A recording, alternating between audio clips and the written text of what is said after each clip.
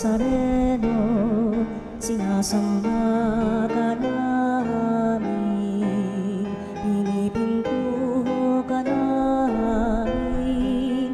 Aral mo ang aming buhay at kaligtasan, Nuestro Padre Jesus Nazareno, iligtas mo kami sa kamatayan. Ang krus mong pinamatayan ay sagisag ng aming kaligtasan. Nuestro Padre Jesus Nazareno, dinarangal ka namin. Nuestro Padre Jesus Nazareno, inulwalhati ka namin. Nuestro Padre Jesus Nazareno, inarangal ka namin. Nuestro Padre Jesus Nazareno, inulwalhati ka namin.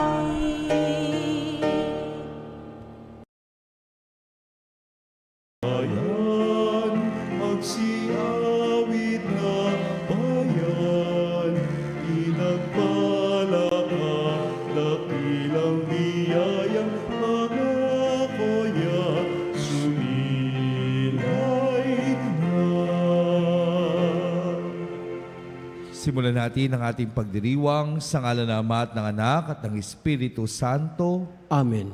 Sumainyo ang Panginoon. At sumayo rin. Mga kapatid, sa ating pagdiriwang na banal na misa, itong ating tatawag na Healing Mass, sa pagdiriwang din ng kapistahan ni San Blas, nawa ang ating Panginoon na siyang laging tumutugon sa ating panalangin at kagalingan ay pagkaloob pa rin ng Panginoon sa ating lahat ang ating mga hinihiling sa ating mga sakit at karamdaman na magkaroon ng kaayusan at kagalingan ang ating mga pangangatawan at buhay.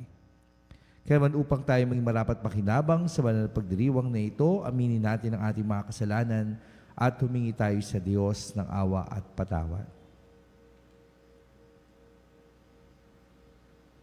Sinugod na kapagpagaling sa mga nagsisisi, Panginoon, kaawaan mo kami. Panginoon, kaawaan mo kami. Dumating at nagkapaganyay ang mga makasalanan ay magsisi, Kristo, kaawaan mo kami. Kristo, kaawaan mo kami. Nakaluklok ka sa kanan ng Diyos Ama, para pamagitan kami, Panginoon, kaawaan mo kami. Panginoon, kaawaan mo kami. Kaawaan tayo na makapangyarihang Diyos, patawarin tayo sa ating mga kasalanan at patnubayan tayo sa buhay na walang hanggan. Amen. Manalangin tayo. Ama naming makapangyarihan, dinggin mo kaming dumadalangin kaisa ni San Blas na iyong martir upang ang kapayapaan at pagkakasundo ay makamtan namin araw-araw sa iyong paglingap. Sumapit nawa kami sa walang maliw na buhay sa pamamagitan ni Jesucristo kasama ng Espiritu Santo magpas sa walang hanggan. Amen. Pagbasa mula sa ikalawang aklat ni Samuel. Noong mga araw na iyon, natagpuan ng ilang kawal ni David si Absalom. Nakita nila itong nakasakay sa mola at pagdaraan sa ilalim ng isang malaking puno ng ensina, nasabit ang ulo nito sa mga sanga. Siya'y napabitin at naiwan ng mola. Isa sa mga nakakita rito ang nagsabi kay Joab, "Nakita ko si Absalom na nakabitin sa puno ng ensina." Pumili si Joab ng 3 sibat at isa-isang itinusok sa dibdib ni Absalom na nooy buhay pang nakabitin sa puno. Nakaupo noon si David sa pagitan ng pintuang panlabas at pintuang panloob ng lungsod. Umakyat naman sa bantayan ng muog ang isang taliba. Pagtanaw niya'y may nakita siyang isang lalaking tumatakbong palapit. Tinawag niya ang pansin ng hari tungkol sa kanyang nakita.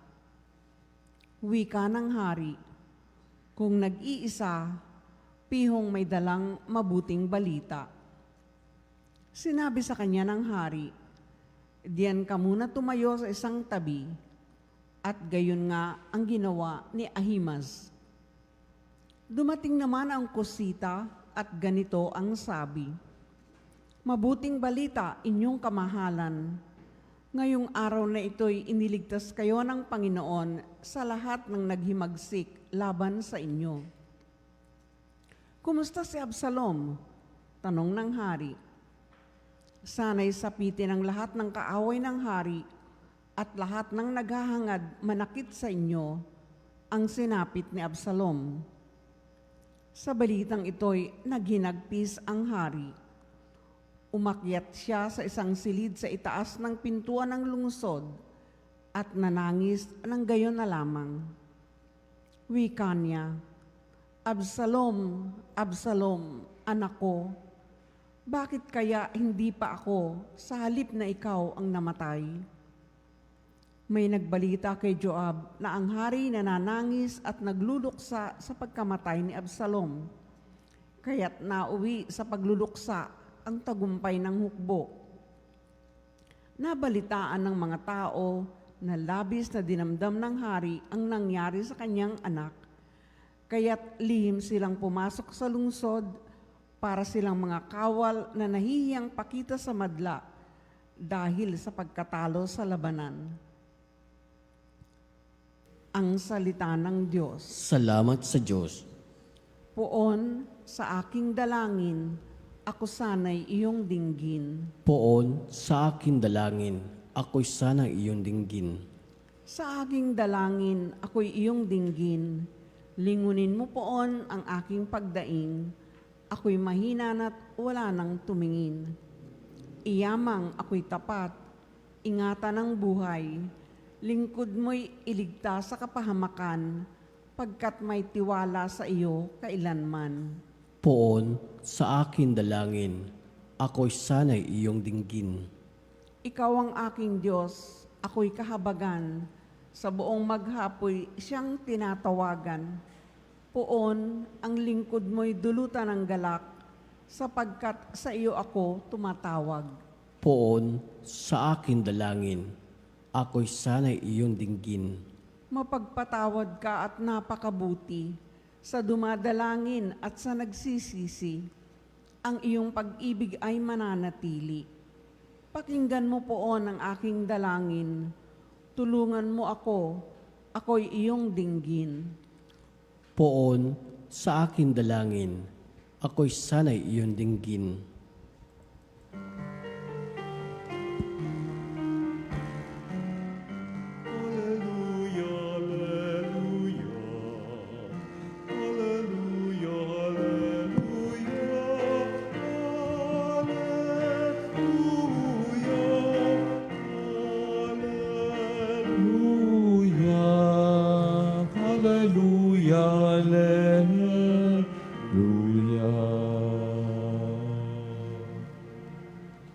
Inako ni Jesucristo ang sakit ng mga tao upang matubos niya tayo. Sumainyo ang Panginoon. At sumayo rin. Ang mabuting balita ng Panginoon ayon kay San Marcos. Papuri sa iyo, Panginoon. Noong panahong iyon, muling tumawid si Jesus sa ibayo ng lawa ng Galilea, nakasakay sa bangka.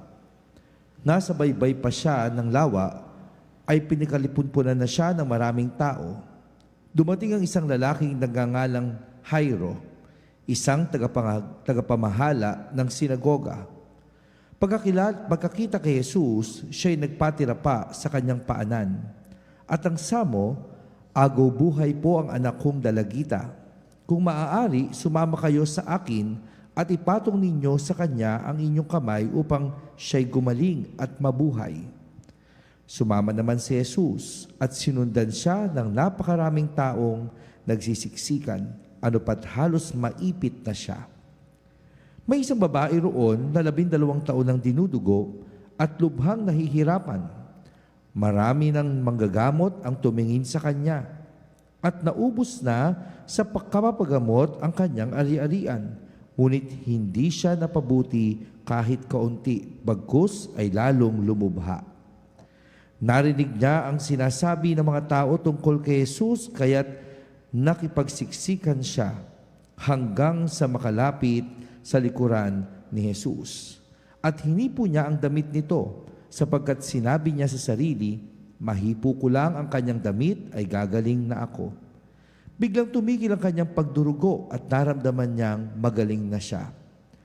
Naramdaman naman ni Jesus na may kapangyarihang lumabas sa kanya, kaya't bumaling siya sa mga tao at nagtanong, sino ang humipo sa akin? Sumagot ang kanyang mga alagad, nakikita po ninyong nagsisiksikan ang napakaraming tao, bakit itinatanong ninyo kung sino ang humipo sa inyo? Subalit patuloy na luminga-linga si Jesus, hinahanap ang humipo sa kanya. Palibhas ay alam ng babae ang nangyari, siya'y nanginginig sa takot at lumapit kay Jesus. Nagpatira pa at ipinagtapat ang buong katotohanan. Sinabi sa kanya ni Jesus, anak, pinagaling ka ng iyong pananalig sa akin. Umuwi ka na at ipanatag mo ang iyong kalooban. Lubusan ka ng magaling sa iyong karamdaman. Samantalang nagsasalita pa si Jesus, may ilang dumating mula sa bahay ni Jairo. Patay na po ang anak ninyo, sabi nila. Bakit ba ninyo aabalahin ang guro? Hindi pinansin ni Jesus ang kanilang sinabi at sa halip ay sinabi sa tagapamahala, huwag kang mabagabag, manalig ka. At wala siyang isinama kundi si Pedro at ang magkapatid na Santiago at Juan. Nang dumating sila sa bahay ng tagapamahala, nakita ni Jesus na gulong-gulo ang mga tao. May mga nananangis pa at nananaghoy. Pagpasok niya ay kanyang sinabi, bakit kayo nagkakagulo at nananangis? Hindi patay ang bata, natutulog lamang. Ngunit pinagtawanan siya ng mga tao. Pinalabas niya ang lahat maliban sa ama't ina ng bata at ang 3 alagad. At sila'y pumasok sa kinaroroonan ng bata. Hinawakan niya ito sa kamay at sinabi, Talita kumi, na ang ibig sabihin, Ineng, sinasabi ko sa iyo, magbangon ka. Pagdakay bumangon ng bata at lumakad. Siya'y 12 taon na. At namangha ang lahat. Mahigpit na ipinagbili ni Jesus na huwag ipaalam ito kanino man. At iniutos niyang bigyan ng pagkain ang bata. Ang mabuting balita ng ating Panginoon. Pinupuri ka namin, Panginoong Jesucristo. Ngayon pong araw na ito ay nagdiriwang tayo ng misa at sa pagdiriwang ng misa ay ang pag-alaala din sa kapistahan ni San Blas, isang martir at obispo. Kahapon po ay ginawa natin yung blessing of candles dahil kahapon po ay presentation of the Lord o mas kilala sa tinatawag na Candelaria. No? Yung kandila po na ginamit kahapon ay gagamitin ngayon bilang pagdiriwang naman sa kapistahan ni San Blas. Kasi kay San Blas ay ipinagdiriwang yung namang pagbabasbas ng lalamunan, the blessing of truth. At ito po ay naibigay na paraano sa pagdiriwang kay San Blas dahil po ayon po doon sa kwento, mayroon pong isang bata din na malapit ng mamatay dahil natinik, no? Nagkaroon ng tinik sa lalamunan. Si San Blas ay gumawa ng paraan. Pero sa pamamagitan din ng pagtanggal sa tinik sa lalamunan, ay humingi din ng panalangin at nanalig si San Blas na gagaling yung bata. Kaya gumaling yung bata, hindi lamang dahil sa kakayahan ni San Blas, kung hindi dahil sa panalangin niya sa Panginoon.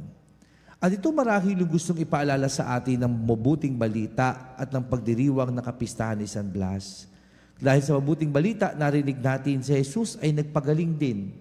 Yung babaeng dinurugo ng 12 taon at yung batang dalagita na halos mamamatay na ay tinulungan pa rin ni Jesus na mabuhay. Sa lahat ng ating ginagawang pagdiriwang o sa ating tema ng buong pagdiriwang, maaaring makikita natin ang tunay na nagpapagaling ay ang Diyos. Walang iba. Ang Diyos lang mismo ang tunay na pinagmumulan ng kagalingan ng lahat ng ating sakit at karamdaman. Kaya nga po, maganda rin pagkakataon nito para mas palalimin natin yung pag-unawa natin kapag tayo ay nagsisimba sa Veritas, online man, o dito man kayo pumupunta mismo sa studio, ito ay healing mass. Paraan para sabihin sa atin, Diyos lamang ang tanging nagpapagaling sa lahat ng ating karamdaman. Kaya nga po malinaw yan na ipinapaalam ng Diyos sa atin. Si San Blas ay instrumento ng Diyos para matanggal yung tinik doon sa lalamunan ng bata. Diyos ang nagpagaling, hindi si San Blas. Sa Diyos nagmumula ang kagalingan. Yung babaeng dinurugo for 12 years, sabi din sa mabuting balita, marami na siyang doktor na pinuntahan pero hindi naman siya gumaling. Naubos lang yung kanyang ari-arian, lumubha pa siya. Pero nung humawak siya sa laylayan ng damit ni Jesus, siya ay gumaling. Diyos ang nagpagaling. Si Jairo, yung kanyang anak na dalagita, ay may sakit at mamamatay na. Lumapit siya kay Jesus para humingi ng kagalingan. Pinuntahan siya ni Jesus, nilapitan, hinawakan at sinabi, Talita kumi, Ineng, bumangon ka. Diyos ang nagpagaling. Lahat ng ito makikita natin sa pagdiriwang natin ngayon, Diyos lamang ang tanging nagpapagaling. At paano tayo pinagagaling ng Diyos? Paano ginagawa ng Diyos na pagalingin tayo? Bunga ng ating pananampalataya. Gumagaling tayo dahil sa ating paniniwala sa Diyos. Na may Diyos na tumutulong sa atin, may Diyos na nagpapagaling sa atin, may Diyos na siyang gumagawa ng lahat at tumutugon sa ating panalangin. At yun po yung malinaw. Kaya natin nilalapitan ng Diyos, kaya tayo humihingi ng tulong sa Diyos, kaya tayo pinagagaling ng Diyos dahil sa ating pananampalataya. Hindi ho yan makukuha ng doktor kung hindi dahil sa Diyos. Kaya po instrumento yung mga tao na ginagamit ng Panginoon para hinga natin ng tulong na tayo ay gumaling. Pero sa Diyos nagmumula ang lahat ng kagalingan. Kaya kapag hindi natin pinuununa na paniwalaan ang Panginoon na siyang nagpapagaling sa atin, hindi tayo gagaling. Kapag wala kang paniniwala sa Diyos na ang Diyos ang magpapagaling sa sakit mo, hindi ka gagaling. Kasi kung iaasa mo yan, halimbawa, aasa ka doon sa doktor, aasa ka doon sa gamot na iinumin mo, aasa ka doon sa mga ipinapahid sa katawan mo, hindi yan magpapagaling sa iyo kung wala kang paniniwala na sa Diyos magmumula ang kagalingan. Kaya nga madalas natin ginagawa pag tayo ay nagkakasakit? Una natin ginagawa, maliban sa tayo magpa-check up, maliban sa uminom tayo ng gamot, sinasamahan natin ang dasal. Bakit? Kasi naniniwala tayo na tanging Diyos lang ang nakakaalam ng nangyayari sa katawan natin. Bakit? Diyos lang ang lumikha sa atin. Diyos ang may alam kung lahat ng parte ng ating katawan. Kung may magkasakit dyan, Diyos lang ang nakakaalam. At tanging Diyos lang din ang makagagamot dahil alam niya kung ano ang sakit na ating nararamdaman. Kaya nga madalas kapag tayo ay nagdarasal, nagkakaroon ng kapayapaan ng ating isip, nagkakaroon ng kapayapaan ng puso, kaya unti-unti gumagaling ang katawan. Bunga ng ating pananampalataya at pagtitiwala sa Panginoon. Kaya mga kapatid, ito ang magandang baunin natin kapag tayo ay nakakaranas ng sakit o karamdaman sa ating buhay.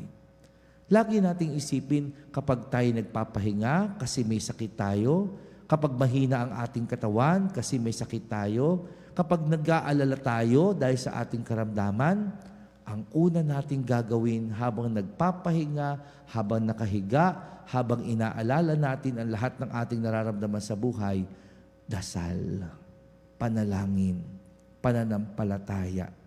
Kasi yan lang ang tanging tunay na magpapagaling sa atin.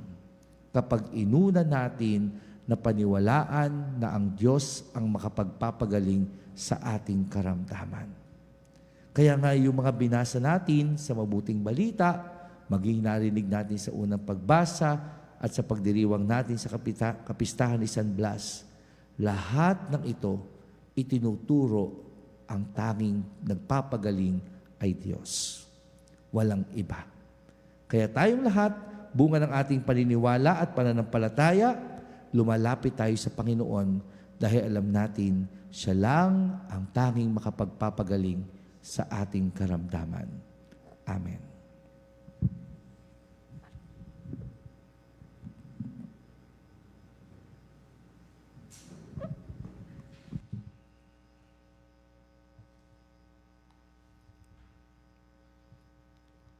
Kalakip ang buong pananalig habang nananalangin tayo ng may pananampalataya sa Diyos. Alam Diyos Ama na tutugunin niya ang ating mga mithiin ng may nag-uumapaw na kabutihang loob. Iluhog natin sa Kanya ang ating mga panalangin at sa bawat panalangin ng ating tutugon, Panginoon, dinggin mo ang aming panalangin. Panginoon, dinggin mo ang aming panalangin. Ang simbahang katolika sa buong daigdig naway maging simbolo ng nagpapagaling na gawain ni Kristo sa pamamagitan ng kanyang pag-aaruga sa mga may karamdaman sa pangangatawan, isip at diwa. Manalangin tayo sa Panginoon. Panginoon, dinggin mo ang aming panalangin. Tayong lahat naway makilahok at makiisa sa mga nagnanais na mapanatili ang kalusugan at kalinisan ng ating kapaligiran. Manalangin tayo sa Panginoon. Panginoon, dinggin mo ang aming panalangin. Ang mga doktor at mga nurse at yaong mga nag-aalaga ng mga may sakit, naway maipakita nila ang habag at kahinahunan ni Kristo sa pangangalaga, lalo na sa mga maliliit nating mga kapatid. Manalangin tayo sa Panginoon. Panginoon, dinggin mo ang aming panalangin. Ang siyensya sa panggamot naway dagling makatagpo ng lunas sa mga di karaniwang karamdaman na nagiging hadlang sa mga nagdurusa nito upang magkaroon sila ng isang ganap at aktibong pamumuhay. Manalangin tayo sa Panginoon. Panginoon, dinggin mo ang aming panalangin. Ang mga nagluluksa sa kamatayan ng kanilang anak naway makatagpo ng kasiyahan sa pamamagitan ng kanilang pananampalataya sa habag ng aming mananakop. Manalangin tayo sa Panginoon. Panginoon, dinggin mo ang aming panalangin. Sa ilang sandali ng katahimikan, ipanalangin natin ang kagalingan at natatanging kahilingan ng ating mga Eucharistic advocates. Manalangin tayo sa Panginoon. Panginoon, dinggin mo ang aming panalangin. Makalangit na Ama, tulungan mo kami na patuloy na manalig sa iyo at sumampalataya sa nagpapagaling na kapangyarihan ng iyong anak na siyang naghihilom sa aming mga sugat sa buhay. Hinihiling namin ito sa pamamagitan ni Kristo ang aming Panginoon. Amen.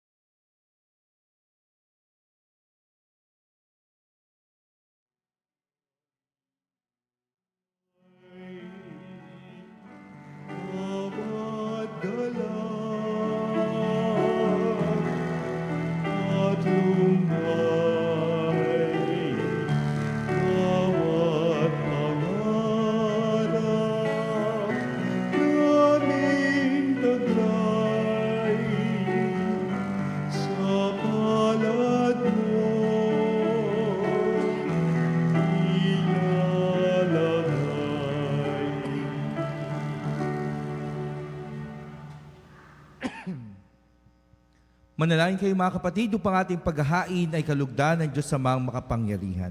Tanggapin nawa ng Panginoon itong pagkain sa iyong mga amay sa kapurihan niya at karangalan, sa ating kapalibangan at sa buong sambayang banal. Ama naming lumikha, pakabanalin mo at basbasan ang mga alay na nakahanda upang paalabin nito ang aming diwa sa ningas ng pag-ibig mo na nagdulot ng tagumpay sa pagpapakasakit ni San Blas sa pamamagitan ni Jesucristo kasama ng Espiritu Santo magpas sa walang hanggan. Amen. Sumainyo ang Panginoon. At sumayo rin. Itaas sa Diyos ang inyong puso at diwa. Itinaas na namin sa Panginoon. Pasalamatan natin ang Panginoong ating Diyos. Marapat na siya ay pasalamatan. Ama naming makapangyarihan, tunay ang marapat na ikaw ay aming pasalamatan. Ngayong aming kagalakan ni San Blas ay parangalan.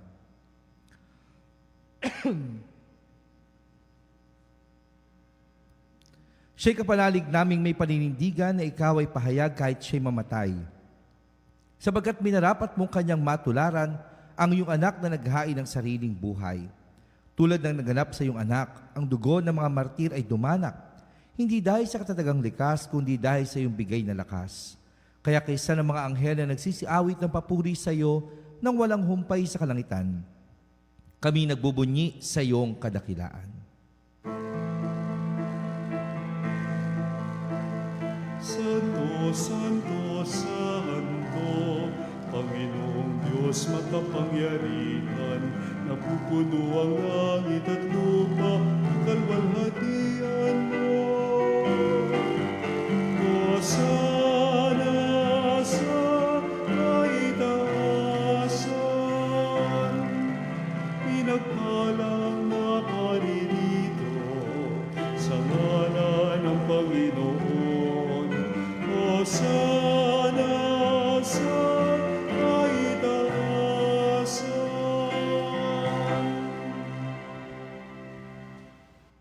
Ama naming banal, ikaw ang bukal ng tarang kabanalan, kaya't sa pamagitan ng iyong Espiritu, gawin mong banal ang mga kaloob nito upang para sa amin, maging katawan at dugo ng aming Panginoong Hesukristo.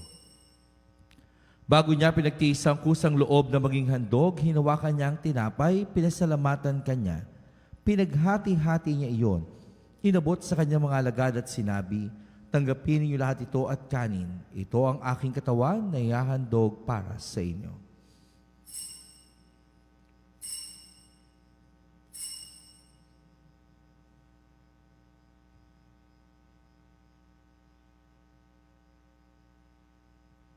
Gayon din naman nung matapos ang hapunan, hinawakan niya ang kalis, muli kanyang pinasalamatan. Inabot niya ang kalis sa kanyang mga alagad at sinabi, tanggapin niyo lahat ito at inumin. Ito ang kalis ng aking dugo ng bago at walang hanggang tipan. Ang aking dugo na ibubuhos para sa inyo at para sa lahat, sa pagpapatawad ng mga kasalanan. Gawin niyo ito sa pag-alaala sa akin.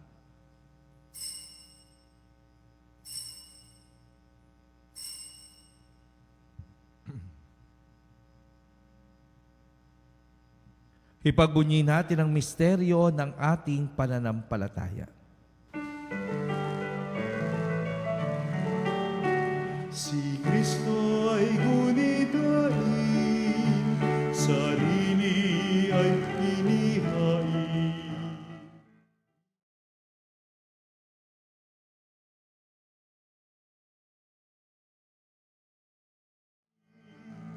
Hanggang sa siya'y dumating, hanggang sa siya'y dumating.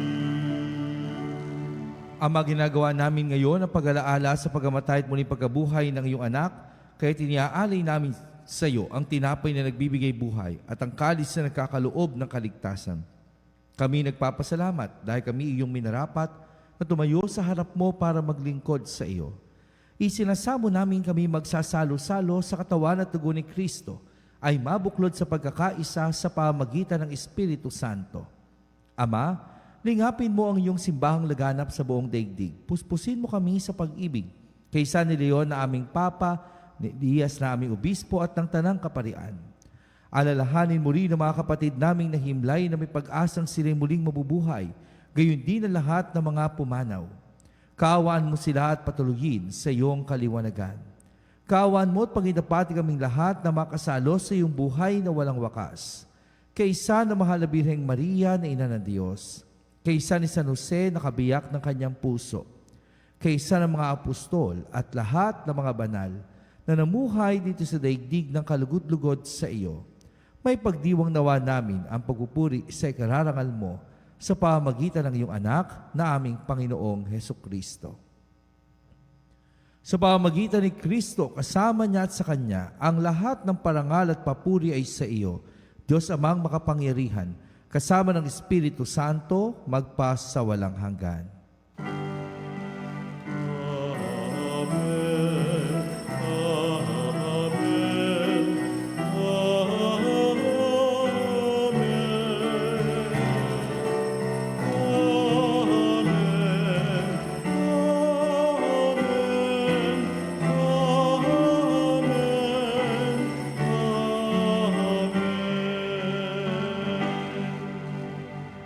Ngayon ay sama-sama nating dasalin ang panalangin itinuro sa atin ng ating Panginoong Hesukristo. Ama namin, sumasalangit ka, sambahin ang ngalan mo, mapasa amin ang kaharian mo, sundin ang loob mo dito sa lupa para lang sa langit. Bigyan mo kami ngayon ng aming kakanin sa araw-araw. At patawarin mo kami sa aming mga kasalanan, para ng pagpapatawad namin sa nagkakasala sa amin. At wag mo kami ipahintulot sa tukso, at iadya mo kami sa lahat ng masama. Hinihiling namin idya mo kami sa lahat ng masama, pagkalooban ng kapayapaan araw-araw, iligtas sa kasalanan at ilayo sa lahat ng kapahamakan, samantalang aming pinananabikan ang dakilang araw ng pagpapahayag ng tagapagligtas naming si Hesukristo. Sapagkat iyong kaharian at kapangyarihan at kapurian, magpakailanman. Amen. Panginoong Hesukristo, sinabi mo sa iyong mga apostol, kapayapaan ang iniiwan ko sa inyo. Ang aking kapayapaan ang ibinibigay ko sa inyo. Tunghayan mo ang aming pananampalataya at huwag ang aming mga pagkakasala. Pagkalooban mo kami na kapayapaan at pagkakaisa ayon sa iyong kalooban, kasama ng Espiritu Santo, magpasawalang hanggan. Amen. Ang kapayapaan ng Panginoon ay laging sumainyo. At sumayo rin. Magbigayan tayo ng kapayapaan sa isa't isa. Peace be with you.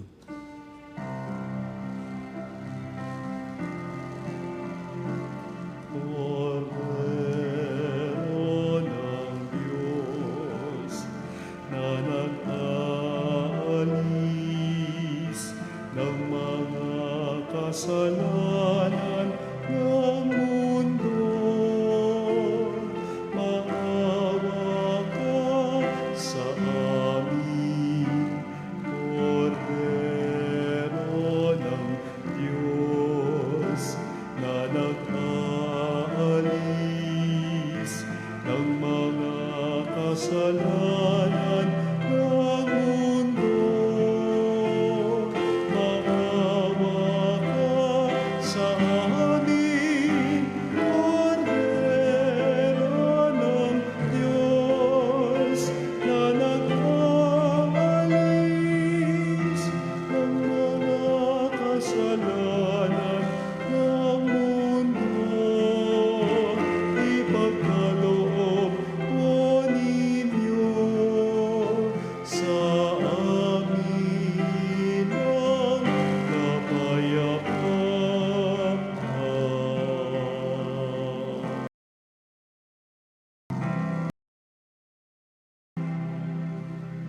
narito si Kristo ang kordero ng mga kasalanan ng sanlibutan. Mapapalad tayong inanyayahang tumanggap sa banal na piging. Panginoon, hindi ako karapat-dapat magpatuloy sa iyo, ngunit sa isang salita mo lamang ay gagaling na ako.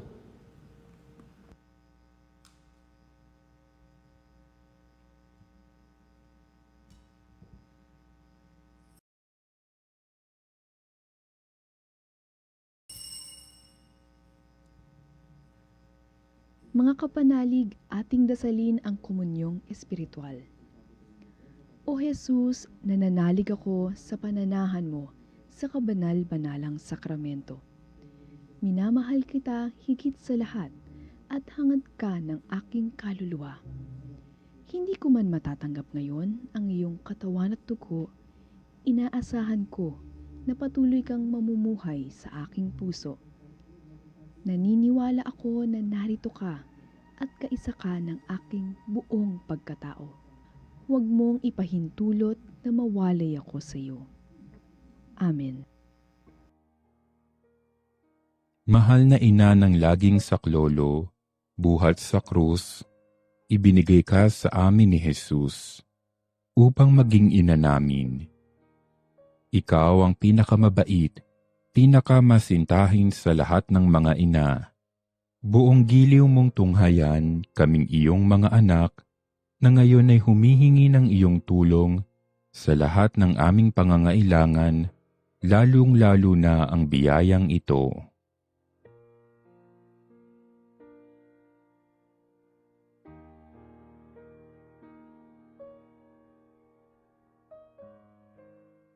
Buong tiwala naming isinasalalay ang aming sarili sa iyong pagkalinga at lubos na umaasa sa iyong mapagmalasakit na panalangin. Amen. Panalangin sa karangalan ng Nuestro Padre Jesus Nazareno. O Jesus Nazareno, katamis-tamisan naming manunubos, sa harap mo ngayon naririto kami't nangangayupapa at nagsisisi ng taos-puso sa aming pagiging walang turing sa iyo at paglimot sa di mabilang na mga biyaya mo, lalong-lalo na yaong mahalagang biyaya ng pagtutubos. Dinaramdam namin at pinagsisisihang labis, Panginoon ko, ang pagkakasala namin sa iyo. Ikinalulungkot namin ang pagiging dahilan ng pagpapasan mo ng krus na iyan sa gitna ng mga hirap at kapaitan, hanggang sa inihandog mo ang iyong buhay sa bundok ng Kalbaryo, sa pagkaibig mo lamang na matubos kami at ang sangkatauhan mula sa sala. Pakabanalin mo, O Panginoon, ang aming pagnanais at ipagtanggap mo sa amin ang iyong biyaya. Maging tagapamagitan nawa ang iyong ina, ang kalinis-linisang Birheng Maria.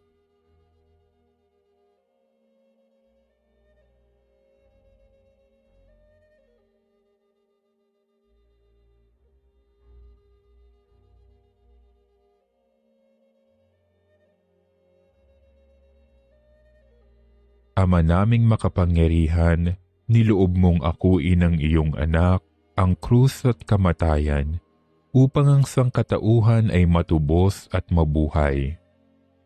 Ang pag-ako namin sa krus at kamatayan dito sa lupa, ayon sa diwa ng pagsunod sa iyong loob, na ginanap ng iyong anak, ay magpagindapat nawa naming kamtin ang lubos na katubusan at pagkabuhay sa iyong piling, sa pamamagitan ni Hesukristo, kasama ng Espiritu Santo, magpasawalang hanggan.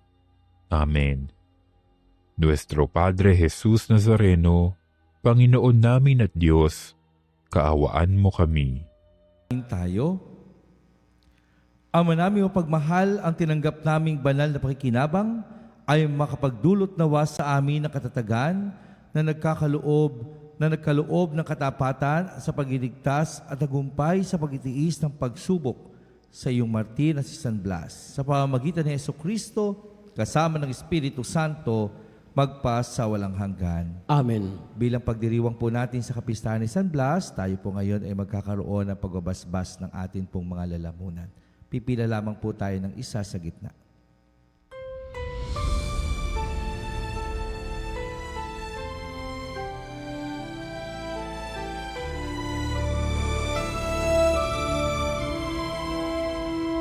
Nuestro Padre Jesús Nazareno, sinasamba ka namin, pinipintuho ka namin, aral mo ang aming buhay at kaligtasan. Nuestro Padre Jesus Nazareno, iligtas mo kami sa kasalanan.